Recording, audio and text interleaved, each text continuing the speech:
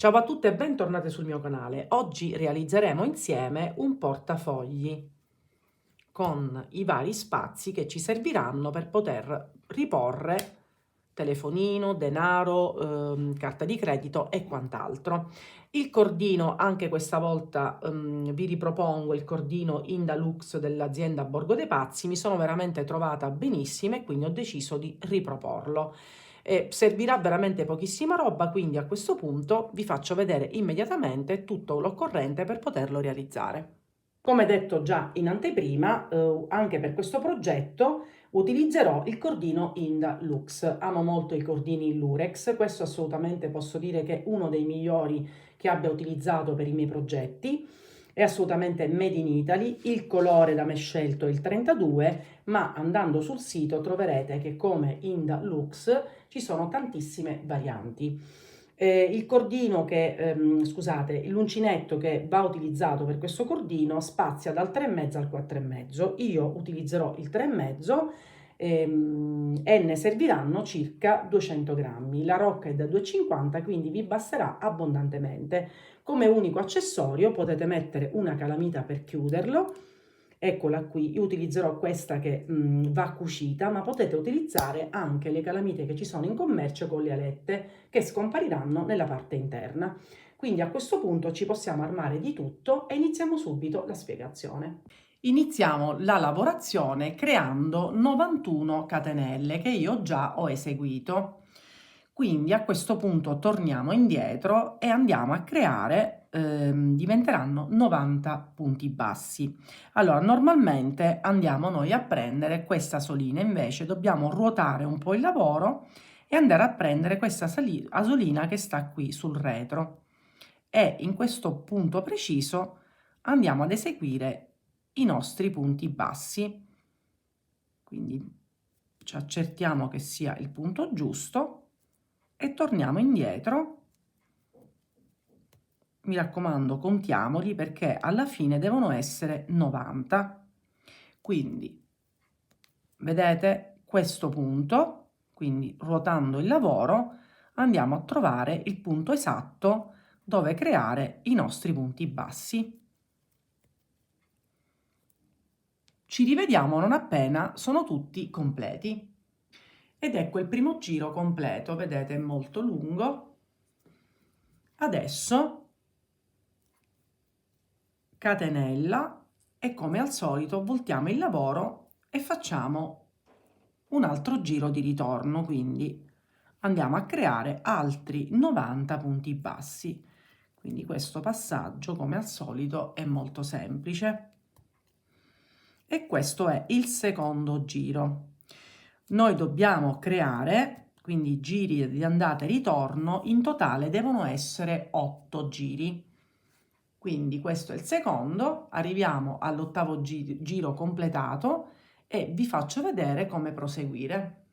Realizzati questi 8 giri a punto basso, quindi tutti completati, cosa facciamo? Adesso sempre catenella, voltiamo il lavoro e adesso anziché eseguire tutti i 90 punti ne eseguiamo di ritorno, ci fermiamo a 60 punti bassi. Quindi ritorniamo indietro nello stesso modo e ne contiamo 60 e ci rivediamo non appena abbiamo raggiunto questo punto. Completati pure questi giri, che saranno 8 anziché 9, quindi devo fare una rettifica, quindi nel punto in cui abbiamo staccato i nostri 60 punti, i giri di andata e ritorno saranno 8. Quindi vedete, quindi i primi 30, i 60, che poi adesso andremo a dividere a metà per creare l'ultima parte. E cosa facciamo?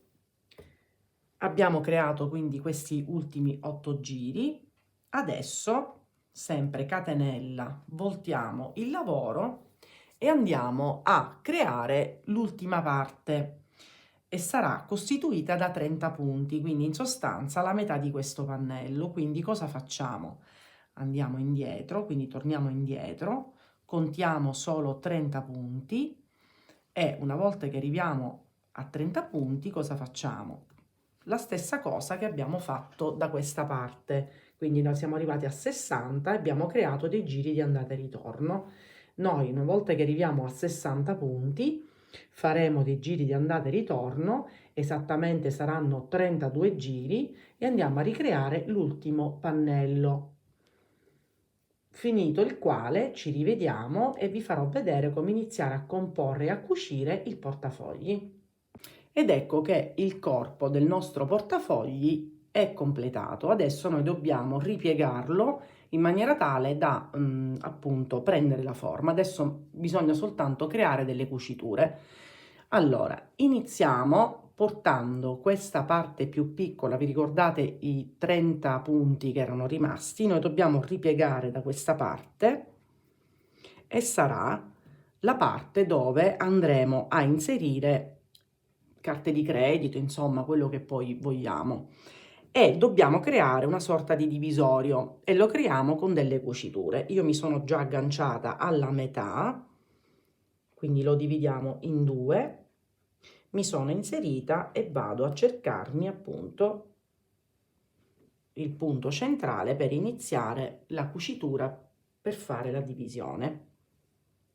Quindi noi la poggiamo per bene e iniziamo, vedete, in questa maniera, e vado a salire prendendo entrambi i lembi. Quindi salgo, quindi vedete sono arrivata qua e continuo la cucitura.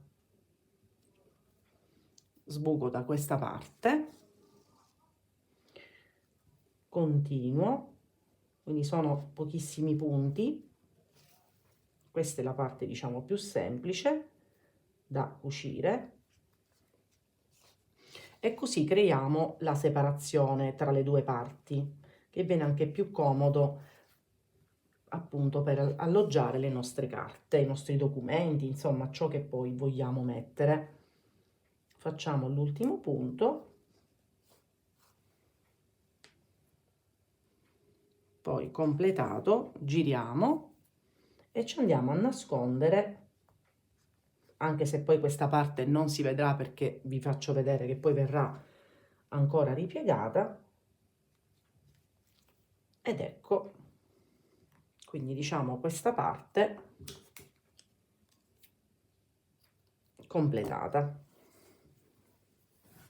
Quindi ci ritroviamo con il nostro portadocumenti, diciamo, portacarte o quello che vogliamo, già con la separazione.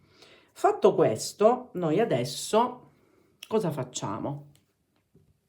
Lo ripieghiamo, quindi eravamo messi in questa maniera, lo pieghiamo così ed ecco che fuoriesce un'altra parte. Poi io qui mi sono lasciata, quindi vi dico subito 2, 4, 6, 8, 10, 12 giri. Ho creato qui una sorta di segnale perché questa parte verrà ulteriormente ripiegata fino a questi altri segnali, quindi 12 giri da ripiegare in questa maniera. Ovviamente adesso vediamo come creare le cuciture e poi vi faccio vedere che verrà in questa maniera. Quindi noi ci ritroveremo quindi due scomparti qui, un altro qui dove possiamo alloggiare anche un telefono e quest'altra parte. Quindi adesso ci rivediamo per farvi vedere come iniziare la cucitura. Adesso dobbiamo iniziare la cucitura di questa parte qui dove c'è il doppio scompartimento. Io mi sono già agganciata, quindi ho preso sempre lo stesso filo e adesso io mi aggancio da questa parte e prendo quindi l'angolo, quindi facciamo la solita cucitura che più o meno mi avete visto fare negli altri tutorial. Quindi mi prendo questo è il punto e mi vado ad agganciare e comincio la cucitura. Proseguo, quindi mi cerco un punto e questo è quello che devo fare per tutto il perimetro. Quindi mi vado a cercare il punto, anche perché qui già è una parte cucita, ma devo appunto agganciare questa. Faccio la stessa cosa anche qui, quindi adesso vi faccio vedere come agganciare questi tre, diciamo, pezzettini. Quindi io vado avanti e sempre mi vado a cercare i punti.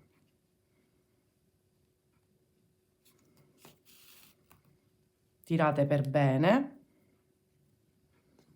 vado avanti e adesso vi mostro come cucire queste parti qui. E allora io sto arrivando all'angolo, ecco qua, vedete, è ben cucito. Adesso vedete qui sono tre parti da cucire insieme, quindi cosa facciamo? Io, se voi notate, c'è queste asoline, due asoline qua e due asoline là. Allora non le dobbiamo prendere tutte. Io cosa faccio? Prendo quella esterna di questa riga, tutte le due asole che ci stanno nella parte centrale e quella esterna, vedete? E tiro per bene. Vado avanti, nel punto successivo prendo solo l'asola esterna, quelle centrali le prendo tutte e due e quella esterna, vedete? E bisogna fare così per tutto questo, fino a questo punto. Quindi vi faccio vedere un altro punto, quindi asolina esterna, quelle centrali tutte e due e quella esterna dell'altro pezzo. E così verranno ben chiuse. Quindi cosa facciamo? Arrivato qui andiamo a cucire questa parte a questa parte e anche questo lato qui. Ci rivediamo non appena abbiamo completato la cucitura della prima parte. E questa prima parte è cucita, quindi abbiamo questo spazio e questo spazio. Adesso dobbiamo andare a cucire l'ultima parte. Come vi avevo detto prima, arrivato a 12 righe, noi ripieghiamo in questa maniera. Qui ho messo dei segnali fino a dove va ripiegata e poi creare le cuciture. Facciamo la stessa cosa che abbiamo fatto prima. Io mi sono già agganciata e iniziamo appunto la stessa cucitura. Quindi ci andiamo a cercare un punto. Io prendo l'angolo, quindi mi aggancio qui e esattamente dove ho messo questo segnale lo tolgo e vado, mi aggancio e comincio a cucire un po' come ho fatto prima. Vado nel punto successivo, tiro per bene, mi raccomando, e proseguo. Facciamo un altro punto insieme, quindi mi cerco il punto, un punto di fronte ed ecco, e lo dobbiamo fare fino a questo punto. Poi andiamo a ricucire l'ultimo pezzo e ci rivediamo per vedere appunto il lavoro completato. Ed eccolo completo. Io ho aggiunto un manichetto, è una cosa del tutto facoltativa, si può creare sia appunto basso che con la spighetta rumena, insomma lì potete veramente sbizzarrirvi. Ho finito tutte le cuciture, ho inserito la calamita, vedete, ecco così, ecco come si presenta, quindi abbiamo spazi in abbondanza per tutto ciò che ci occorre. E questo è il risultato partendo da 90 catenelle. Io l'ho fatto sempre con il cordino Inda Lux del Borgo dei Pazzi, partendo invece con 84 catenelle. Quindi come potete vedere potete anche cambiare il numero delle catenelle per ottenere un qualcosa di diverso come forma, ma l'interno, anche questo, è lo stesso a livello di spazi. Eccolo qui.